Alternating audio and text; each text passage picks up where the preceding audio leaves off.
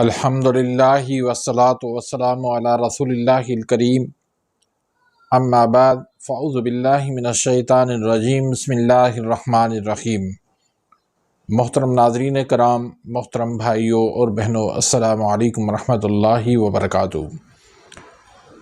اللہ پاک سے دعا ہے اللہ پاک آپ تمام بھائیوں کی اور تمام بہنوں کی پریشانیاں دور فرمائے اور اللہ پاک آپ کو کامل صحت و تندرستی عطا فرمائے۔ ناظرین، آج ہم ایک نئے ٹاپک کے ساتھ، ایک نئی ویڈیو کے ساتھ حاضر خدمت ہیں۔ آج کا جو ہمارا ٹاپک ہے وہ ہے جگر خراب ہونے کی 9 ایسی علامات جن کو ہم عام روٹین کے اندر توجہ نہیں دیتے اور وہ ایک معمولی سی ہمیں لگ رہی ہوتی ہے، لیکن وقت کے ساتھ آہستہ آہستہ ان کے اندر تیزی آتی جاتی ہے اور اس طرح ہمارا جگر جو ہے وہ خراب ہو جاتا ہے۔ تو ویڈیو کو آگے بڑھانے سے پہلے اگر آپ میرے اس چینل پہ نئے آئے ہیں یا ابھی تک آپ نے میرے اس چینل کو سبسکرائب نہیں کیا تو سبسکرائب کر دیں، بیل آئیکن گھنٹی کے نشان کو پریس کر دیں تاکہ میری ہر آنے والی لیٹسٹ انفارمیٹیو ویڈیو آپ تک پہنچ جائے اور آپ میری ویڈیو سے مستفید ہوتے رہیں۔ ناظرین، جگر ہمارے جسم کا ایک اہم حصہ ہے۔ ایسے سمجھیں کہ ہمارے جسم میں ایک فیکٹری کی طرح وہ کام کرتا ہے، جس کو جتنی خوراک دینی ہوتی ہے، جس کو جتنی توانائی دینی ہوتی ہے، وہ ہمارا جگر کام کرتا ہے، وہ ہمارا جگر ان کو سپلائی کرتا ہے۔ جگر کی حفاظت کرنا ہمارے لیے بہت ضروری ہے۔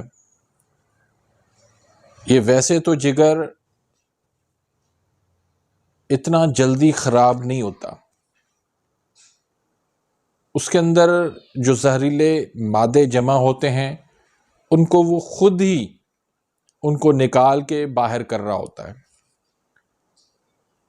لیکن جب وہ زہریلے مادے جسم کے اندر اتنے جمع ہو جائیں کہ اس کا جگر کا اپنا نظام جو ہے اس کو وہ خراب کر دیں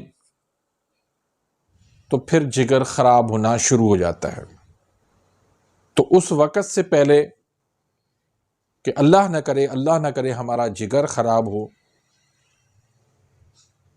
ہمیں ہوش کے ناخن لے لینے چاہیے، ہمیں اپنے آپ کو بچا لینا چاہیے۔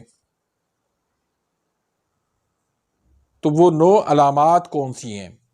نمبر 1 پہ ہے رائٹ سائڈ۔ یہاں جو جگر ہماری رائٹ سائڈ ہوتا ہے وہاں پر دباؤ محسوس ہوتا ہے، وہاں پر کھچاؤ محسوس ہوتا ہے اور پھر آہستہ آہستہ وہاں پر درد ہونا شروع ہو جاتا ہے۔ تو اگر ایسی کوئی علامت آپ میں ظاہر ہوتی ہے تو فوراً آپ ایک ٹیسٹ ہوتا ہے LFT، وہ کروا لیں اور الٹرا ساؤنڈ کروا لیں۔ اس سے پتہ چل جائے گا الٹرا ساؤنڈ سے کہ جگر کی سائز بڑھ گئی ہے، جگر فیٹی ہو گیا ہے،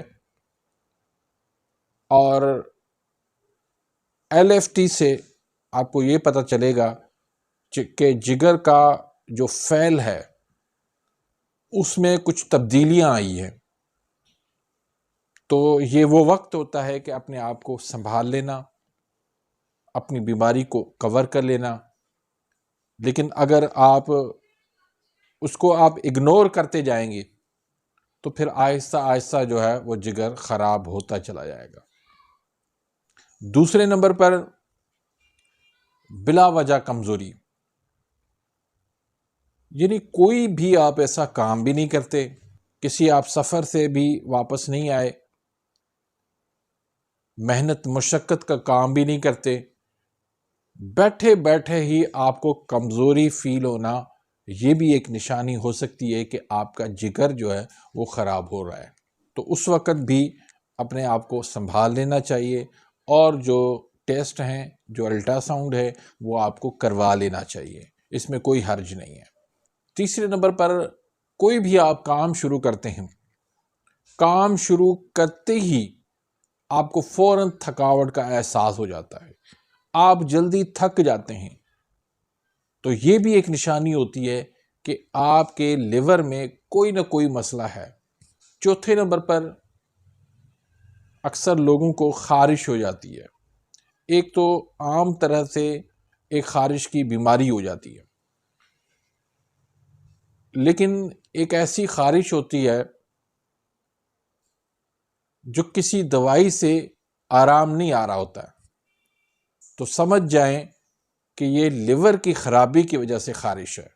اس وقت بھی آپ کو سنبھل جانا چاہیے اور آپ کو احتیاط کرنی چاہیے، آپ کو مناسب علاج کے لیے کسی اچھے معالج سے رابطہ کر لینا چاہیے۔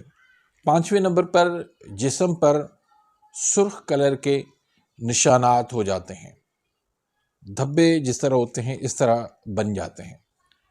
تو یہ ضروری نہیں ہے کہ جگر کی وجہ سے ہی ہو، اکثر اسکن کی الرجی کی وجہ سے بھی ہو جاتے ہیں، لیکن بعض اوقات یہ جگر کی خرابی کی طرف بھی نشاندہی کرتے ہیں، تو اس وقت بھی احتیاطاً آپ کو جگر کا ٹیسٹ اور جگر کا الٹرا ساؤنڈ کروا لینا چاہیے۔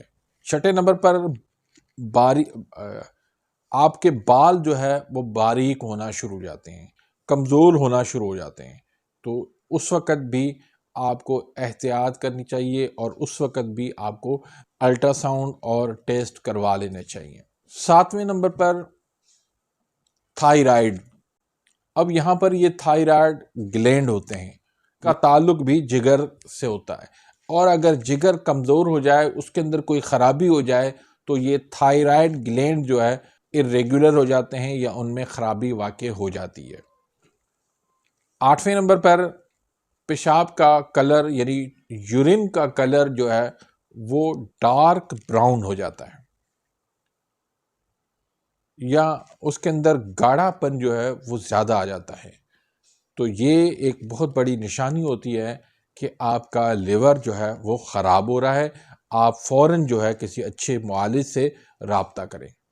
پھر 9ویں نمبر پر اگر آپ کو مسلسل وٹامن ڈی کی کمی ہے تو یہ بھی جو ہے وہ جگر کی وجہ سے ہو سکتی ہے۔ مثلاً اس کی کچھ علامات ہوتی ہیں کہ نیند جو ہے وہ ڈسٹرب ہو جاتی ہے، آپ کو قبض ہونے لگتی ہے، صبح جب آپ اٹھتے ہیں تو آپ کا انرجی لیول نہیں ہوتا، آپ سارا دن جو ہے وہ سست رہتے ہیں، آپ کا بلڈ پریشر جو ہے وہ ریگولر ہو جاتا ہے۔ تو اس طرح کی اگر علامات آپ کو مسلسل آ رہی ہیں تو یہ وٹامن ڈی کی کمی سے ہو رہی ہیں، اور اس وجہ سے پھر آپ کا جگر بھی خراب ہو سکتا ہے۔ تو ہمیشہ یاد رکھیں کہ جگر جو ہے وہ کوئی دنوں میں خراب نہیں ہوتا، اس کو سال لگتے ہیں، تو اس کی آہستہ آہستہ جگر کے اندر تبدیلی آنا شروع ہو جاتی ہے۔